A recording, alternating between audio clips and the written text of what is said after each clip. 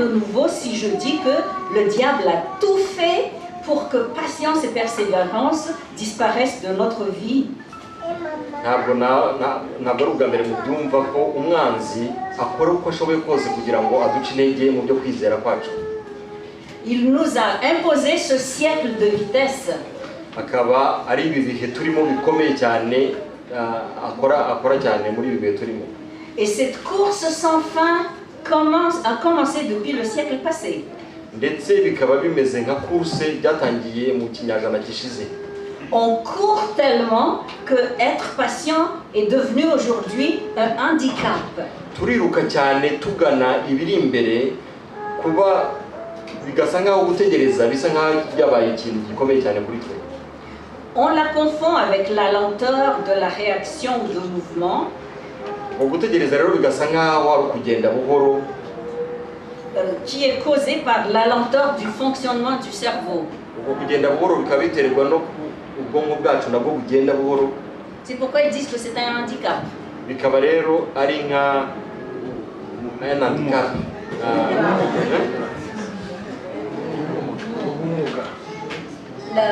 Elle est aussi associée à la couardise, c'est-à-dire la peur de tout.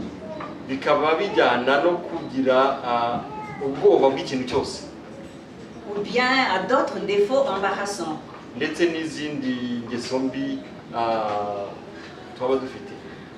Pour le monde actuel, la patience et la persévérance sont des faiblesses.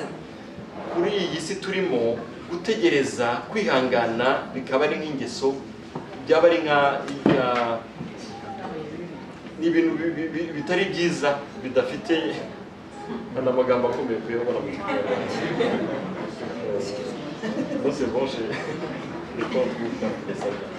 Pour ne pas tomber dans le piège de l'ennemi, donc, essayons de comprendre le sens de ces deux mots. Essayons de comprendre le sens de ces deux mots. Kugira ngo umwanzi atatwinjiramo tugomba kumva neza icyo magambo icyo asanzwe kuvuga ayo magambo abiri. Nous parlerons de leur importance et de ce qui nous empêche de les vivre dans le quotidien. Turasobanura ukuntu ayo magambo ari ngombwa kandi n'igituma tutayakurikiza mu buzima bwacu. D'avance, je vous dis qu'il y a tellement de choses à dire sur ces sujets que nous allons pouvoir seulement effleurer ce sujet.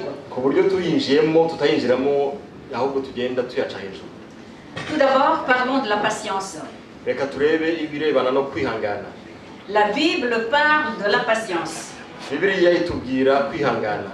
Il y a plein de passages qui en parlent.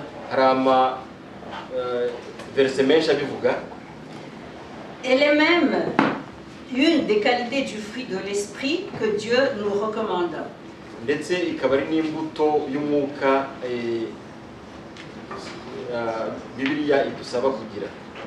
Lisons dans Galates 5, verset 22.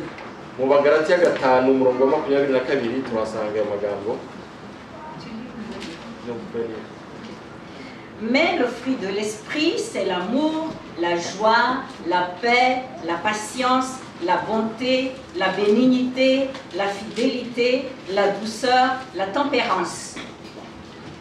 Vous voyez dans cette liste qu'il y a le mot patience. Ça fait partie de la qualité du Saint-Esprit.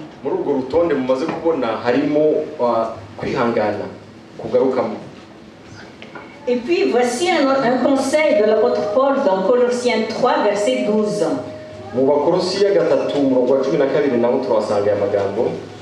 Surveillez les mots parce qu'ils sont très très forts. Ainsi donc, comme élus de Dieu, saints et bien-aimés, revêtez-vous d'entrailles de miséricorde, de bonté, d'humilité, de douceur, de patience. Eh bien, autrement dit, puisque nous sommes élus de Dieu, voilà un mot très fort, Dieu nous a élus.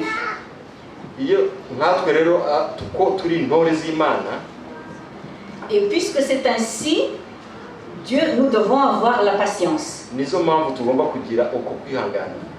Et dans le passage, on dit ici, revêtez-vous d'entrailles de miséricorde. kugira imbabazi. Eh bien, le mot entraille est très fort également. Iryo jambo ryo kwambara ni Vous ijambo savez ce que rikomeye c'est cyane. que les entrailles? Muzi icyo aho bavuga ngo Allez, kwambara, montrez la place des entrailles. mwerekana aho bambarira Montrez n'igenge. seulement. C'est ici, oui. Les rangs C'est au dans monde. le ventre les entrailles, tout ce qu'il y a là-dedans. Eh bien, les entrailles, ce sont les tripes. Aho bavuga ni mu mara, C'est-à-dire le très fond de nous. imbere mu mara muri twebwe. Il y a des gens qui utilisent les mots fibres. Hari abakoresha amajambo fibre nk'imigozi. Oui. Donc, dans nos fibres même, nous devons être patients. Ni ukuvuga ngo muri twe n'imbere tugomba kuba dufite kwihangana.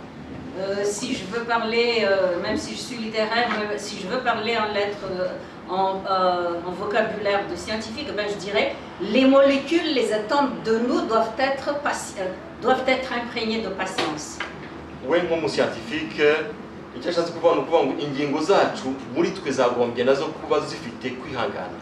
Donc la patience doit faire partie de l'essence des élus de Dieu. Uko kwihangana kuba kuri muri twe, kuducengeramo muri twe twese. Donc elle est très importante. Akaba ari ngombwa cyane kwihangana. Et Paul conseille à tous ceux qu'il rencontre cette vertu importante qu'est la patience. Paul rero abo yahuraga bose yababwiraga kugira icyo kintu. Voici ce qu'il a dit à Timothée et à chacun de nous ici d'ailleurs. Dore amagambo yabwiye Timoteyo, ndetse ayo magambo akaba yabwira twese turi hano. Pour toi, homme de Dieu, fuis ces choses et recherche la justice, la piété, la foi, la charité, la patience, la douceur. Eh bien, vous voyez ici la répétition du élu de Dieu. Il reprend avec l'expression homme de Dieu. Hano aragenda muri aya magambo agenda agarukamo avuga ko turi intore z'Imana, ko twatowe n'Imana. En tant qu'élu de Dieu, en tant qu'homme de Dieu, en tant qu'enfant de Dieu, nous devons avoir la patience. Nk'intumwa z'Imana, abana b'Imana, abatowe n'Imana, tugomba kugira iyo patience, kwihangana. Mais qu'est-ce que la patience? Kwihangana bisobanuye iki rero? La patience est définie comme suit. Kwihangana bisobanurwa gutya. C'est l'aptitude de quelqu'un à se maîtriser face à une attente ou une situation difficile. Kwihangana ni ikintu umuntu agira kimubamo cyo gutegereza bikomeye face à une situation difficile. mbere y'ikintu kiba gikomeye. Et voyez la suite, c'est pas moi qui le donne, c'est même un dictionnaire qui me l'a donné. Dictionnaire ikaba ibisobanura gutya. Il dit, elle est une qualité essentielle requise pour celui qui aspire à la sagesse.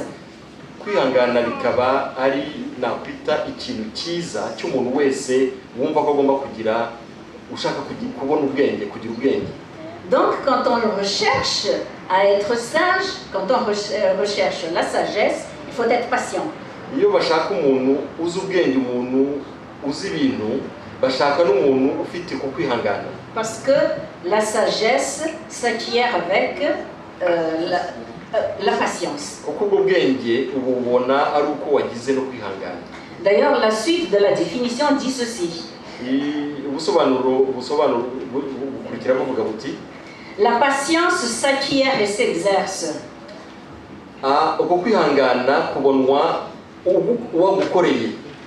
Elle demande un effort de concentration, de maîtrise de soi, ndetse bikaba bisaba kwifata, kwihangana muri twe, qui est opposé en général à l'agitation naturelle. Bikaba bitandukanye n'umuntu usimbuka, umuntu uri igihe cyose yiteguye kuba yajya imbere.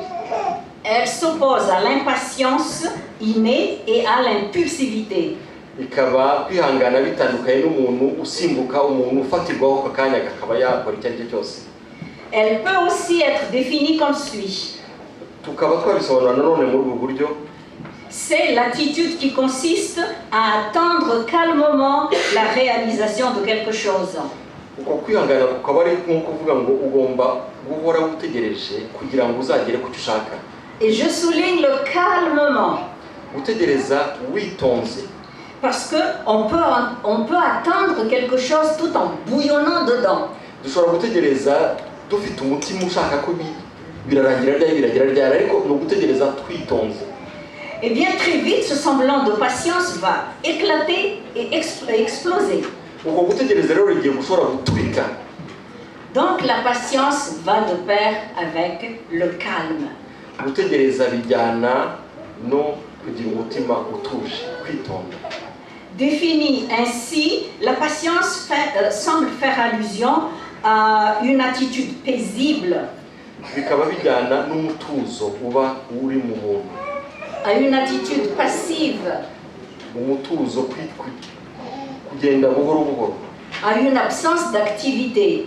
Ndetse bigasa nkaho muri icyo gihe nta kintu tuba dukora. Or, ce n'est pas le cas. Ariko siko bimeze. La patience est une action.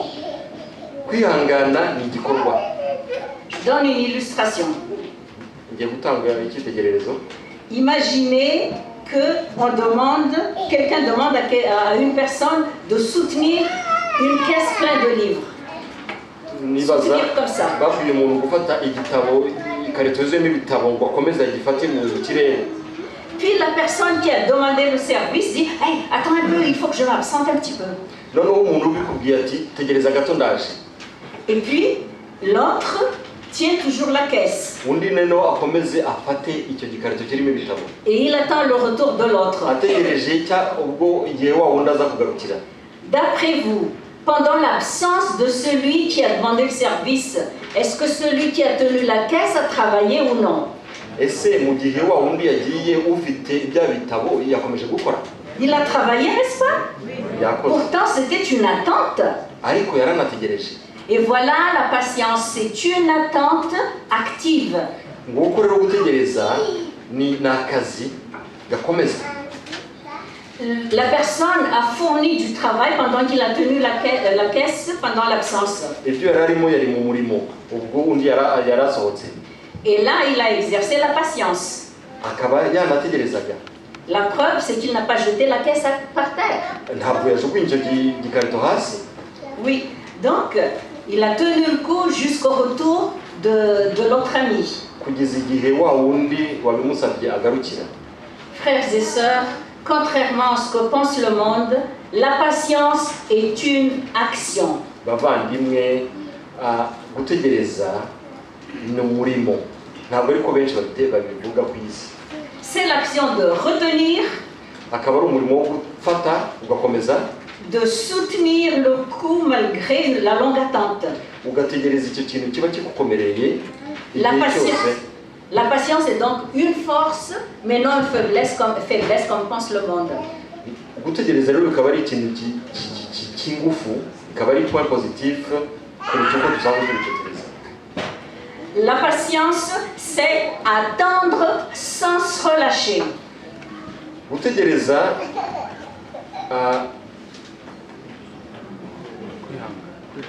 kwihangana no gutegereza tudacika intege. C'est le même mot. Envers qui doit-on exercer la patience? Envers qui doit-on exercer la patience? Ninde tushobora dukorera tugomba guhora twitegura gutegereje na. Eh bien, premièrement, on doit exercer la patience envers nous-mêmes d'abord. Ni twebwe bwa mbere tugomba gushyiraho iki kintu cyo ku.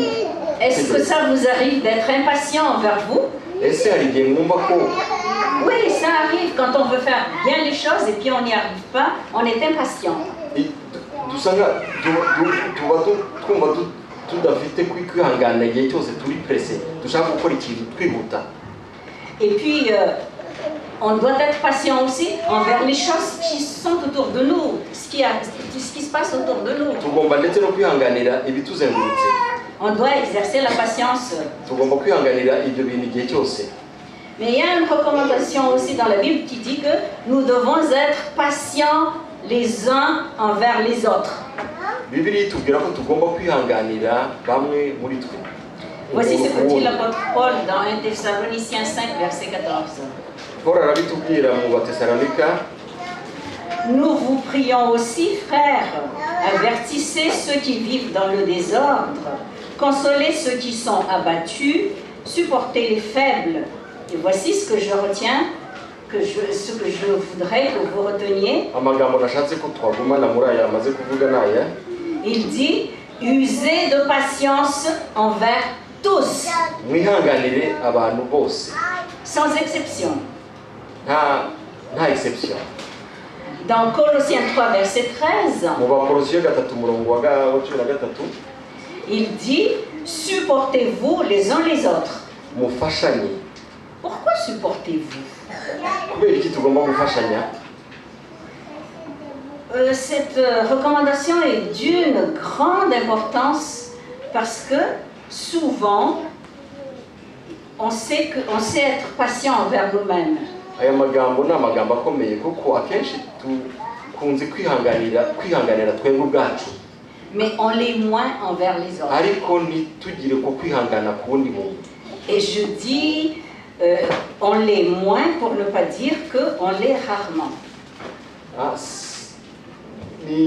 Bivuze gutyo kuko niko bimeze, ntabwo ari rimwe na rimwe, ahubwo ni urebye ni nka kenshi.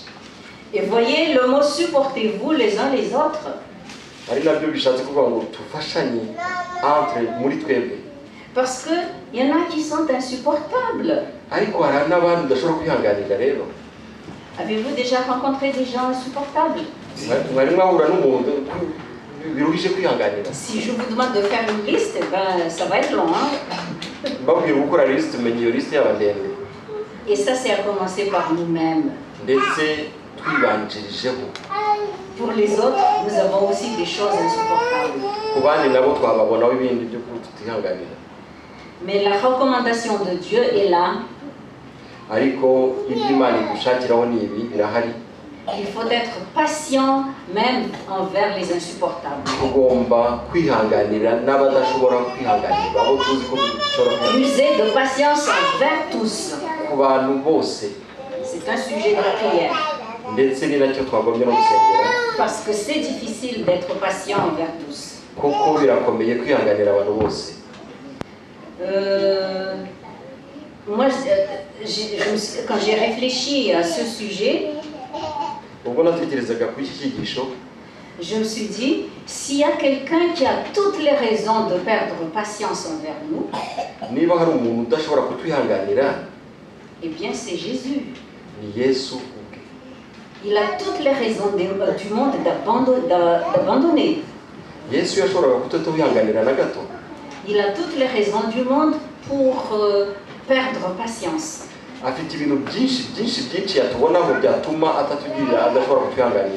Vous souvenez-vous de la louange de tout à l'heure qui a parlé de ce que Jésus a subi? Si à Gethsemane il disait ah non, ça suffit là, je laisse tomber, qu'est-ce que nous serions devenus aujourd'hui? Merci au Seigneur, n'est-ce pas? Oui. Donc, Dieu est la patience même. Il y a un texte que j'aime beaucoup dans 2 Pierre 3, verset 15.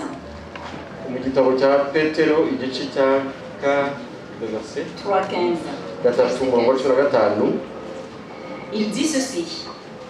Croyez que la patience de notre Seigneur est votre salut. Eh bien, s'il n'y avait pas la patience de Dieu, on serait perdu aujourd'hui.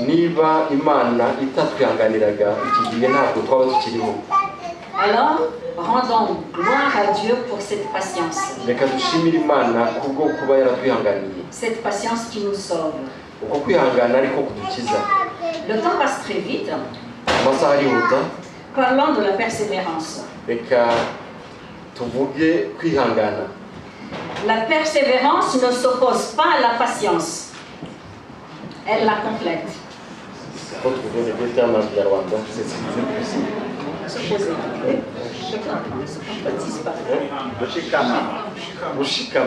gushikama kwihangana. Okay.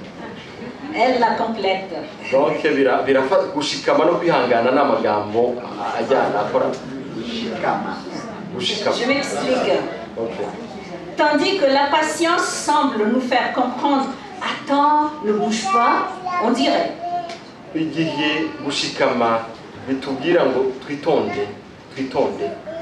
Parce qu'on a vu tout à l'heure que attendre, la patience, elle attend et c'est une action. Mais on dirait seulement qu'elle nous dit ne bouge pas. La persévérance nous dit continuez à être patient. Et voici comment le dictionnaire le définit. La persévérance, c'est le fait de continuer un effort jugé difficile.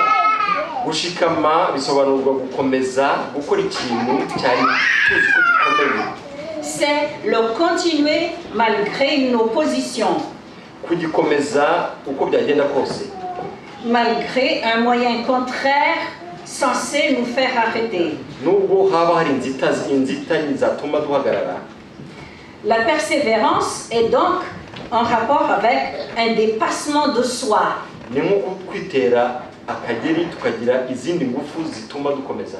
Pour franchir ou bien pour abattre un obstacle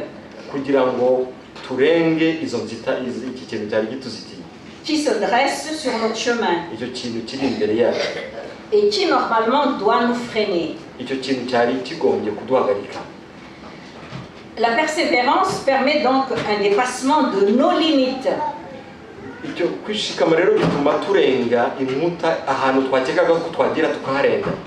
On ne parle pas de persévérance que lorsqu'il y a un effort à fournir.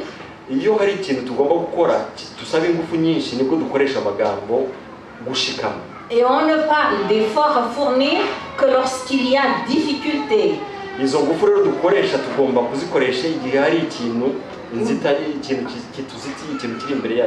Ou lorsqu'il y a limite ou opposition.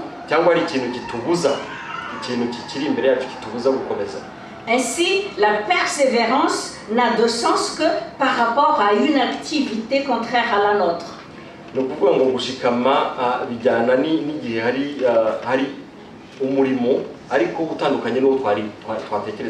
Une activité difficile. Si quelqu'un nous dit persévère, c'est parce qu'il y a un problème derrière. On ne parle donc pas de persévérance s'il n'y a pas de problème ou de défi. Maintenant, en quoi devons-nous persévérer? Parce que c'est beau de savoir ce que c'est que la persévérance si on ne sait pas en quoi on doit persévérer.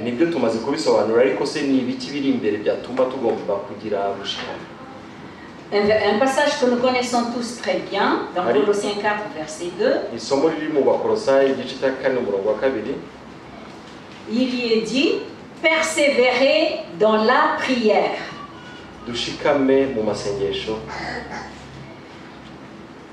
Pourquoi est-ce qu'on dit ici persévérer dans la prière? Eh bien, c'est parce que la prière est un défi.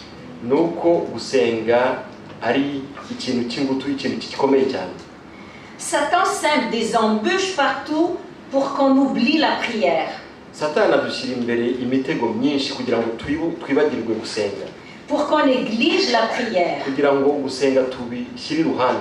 Ou bien pour que la prière devienne une routine. Et même quelquefois, il fait tout pour qu'on perde confiance en la prière. Il fait ça parce qu'il sait bien que la prière nous fait monter devant le trône de Dieu.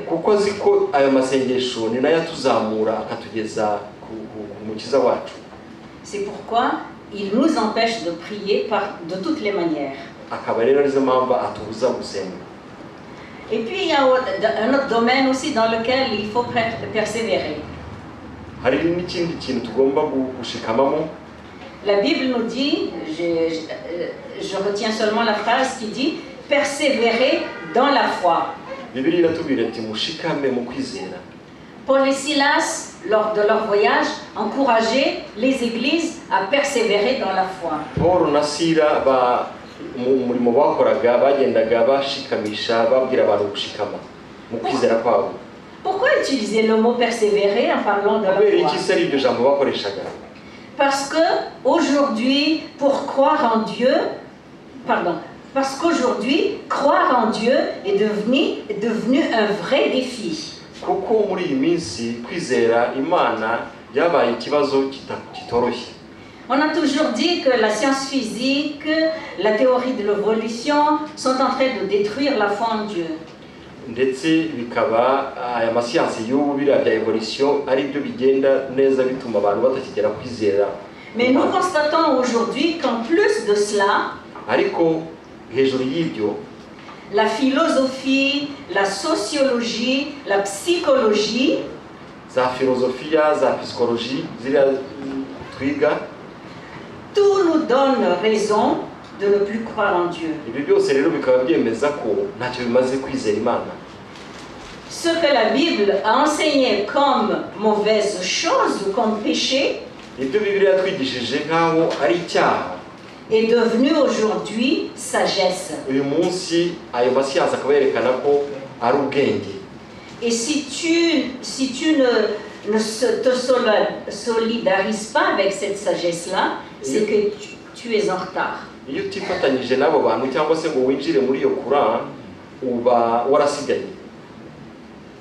Donc, les bonnes choses sont devenues des folies aujourd'hui. Ibintu byiza ubu byabaye ubusazi. Et vice-versa.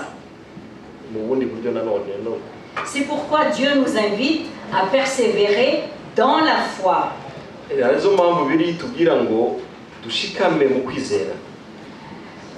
Pour aller plus vite, je vais lire ce qui est écrit dans 1 Timothée 4:16. Kugira ngo twihute agiye gusoma mu biri mu Parce que c'est un autre domaine de persévérance.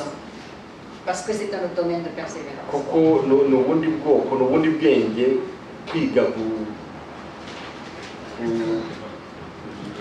gushikama. Il dit, veille sur toi-même et sur ton enseignement. Persévère dans ces choses, car en agissant ainsi, tu te sauveras toi-même et tu sauveras ceux qui t'écoutent. Eh bien ici, il conseille à persévérer dans l'enseignement, dans la parole de Dieu, dans la doctrine. Dushikame mu ijambo ry'Imana, dushikame muri za doctrine twize, nibyo bizatuma tugira mu kwizera. Et un point très fort aussi dans ce verset. Ikindi kintu gikomeye muri iri somo tumaze gusoma, il dit, si tu persévères dans ces choses-là, muri dushikama muri ibyo bintu, tu seras sauvé et tu sauveras ceux qui t'écoutent. Uzakizwa kandi uzakiza n'abandi bagukikije. Donc il y a matière de salut dans la persévérance. Muri uko gushikama harimo gukizwa. D'ailleurs, Jésus a dit ceci. Vous connaissez le passage. Yesu ndetse yavuze aya magambo. On l'a lu tout à l'heure. Bayasomye mu kanya. Dans Matthieu 24, verset 13, Jésus dit, muri Matthieu 24 umurongo wa 13, mais celui qui persévérera jusqu'à la fin, dites la suite. Ariko uzashikama kugeza ubwa nyuma. C'est quoi la suite? Amagambo akomeza. Oui, sera sauvé. Je suis sûr que c'est ce que vous avez dit. Exactement, c'est ça. Donc celui qui persévérera jusqu'à la fin sera sauvé. Uzashikama kugera ku iherezo azakizwa. Dans Jacques 5, versets 7 et 8, Yakobo 7 umurongo wa 9, je ne vais pas le lire, mais il dit ceci que nous devons persévérer dans l'attente de l'événement. Tugomba gushikama mu gihe dutegereje kugaruka kwa Yesu. Est-ce un défi de persévérer dans l'attente du retour de Jésus? Est-ce un défi? Ese ni ikintu tugomba guhangana nacyo? Oui, c'est un vrai défi. Nibyo. Parce que tout nous invite à ne pas être persévérants. Kuko ibintu byinshi bidukikije bishaka ko tudashikama, bitubwira kudashikama. Il y a plein de choses qui nous invitent à abandonner. ibintu byinshi bishaka ko ducika intege. Eh bien, je pose la question. À quoi bon d'avoir servi Dieu pendant 10, 20, 30, 50 ans si on abandonne ensuite? Yaba bimaze iki se kuba twarakurikiye umukiza wacu imyaka 20 noneho tukabireka gutya gusa? Eh bien, ça ne valait pas la peine d'avoir servi Dieu. Ntacyo byaba bimaze. Parce qu'on sera perdu. Kuko nta gakiza tuzabona. Suivre Dieu pendant 40 ans, est-ce qu'il y en a déjà, il y en a qui sont baptisés depuis 40 ans ici? Hari ababa barabatijwe hashize imyaka 40 hano? Non, parce que vous êtes très jeunes tous. Barahari. Parce que vous êtes tous très jeunes, alors il y a que le vieux pasteur et moi qui sont baptisés de plus. Hari pasiteri nanjye amaze imyaka 40 babatijwe, mais 30, 35, oui, il y a... Oui, 30, 35. Oui. À quoi bon d'avoir servi Dieu pendant 30, 35 ans si on abandonne ensuite? Yaba bimaze iki kuba twarakoreye umukiza imyaka 30, 35 noneho tukarekera aho ngaho? Parce qu'on va être perdu. Kuko nta gakiza tuzabona. Et le diable sait cela. Kandi umwanzi arabizi. Il sait que si on ne persévère pas, on sera perdu. Umwanzi azi ko nitudashikama tuzatakara.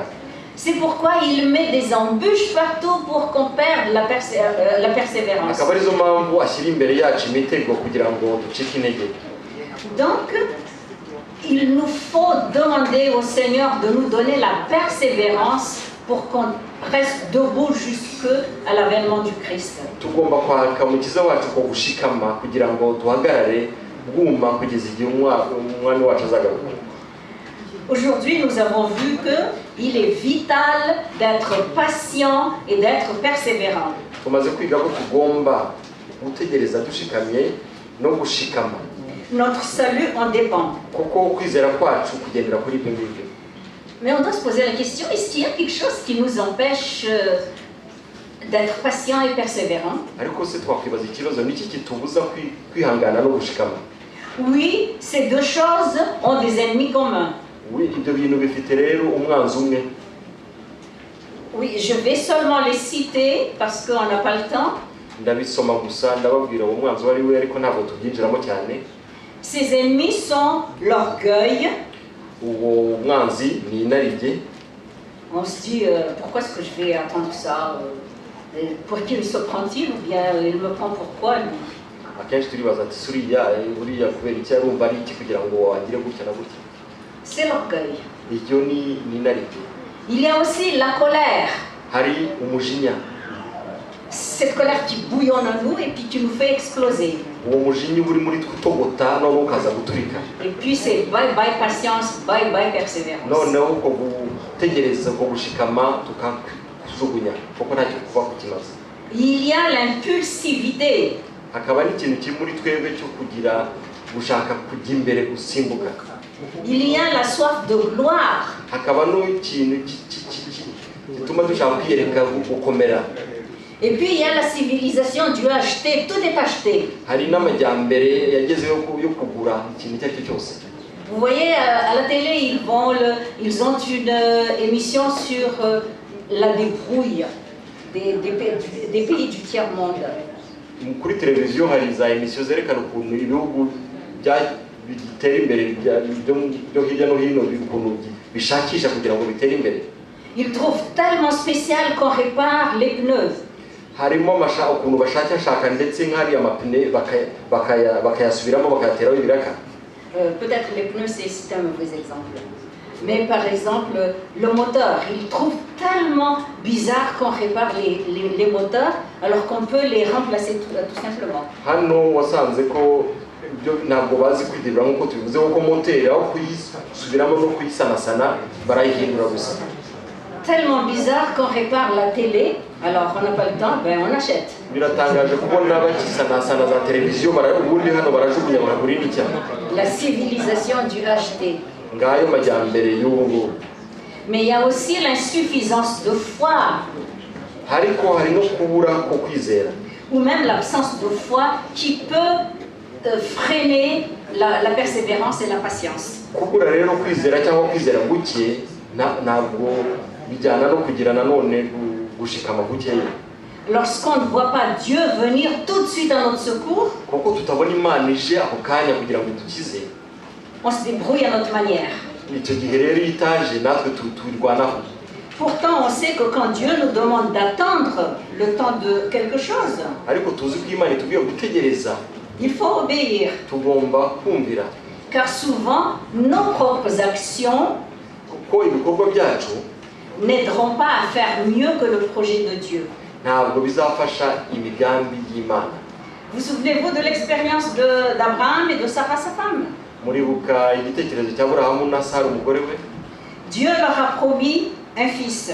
Imana yabemereye kuza umwana w'umuhungu, La réalisation de la promesse tardait. ariko kuza k'uwo muhungu byaratinze, Ils ont perdu la patience.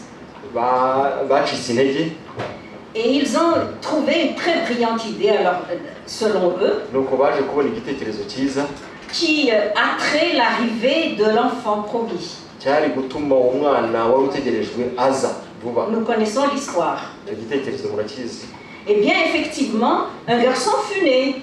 ariko nk'uko mubizi hari umwana w'umuhungu wavutse, Mais ce n'était pas selon le dessein de Dieu. ariko si uwo nguwo Imana yari yarababwiye.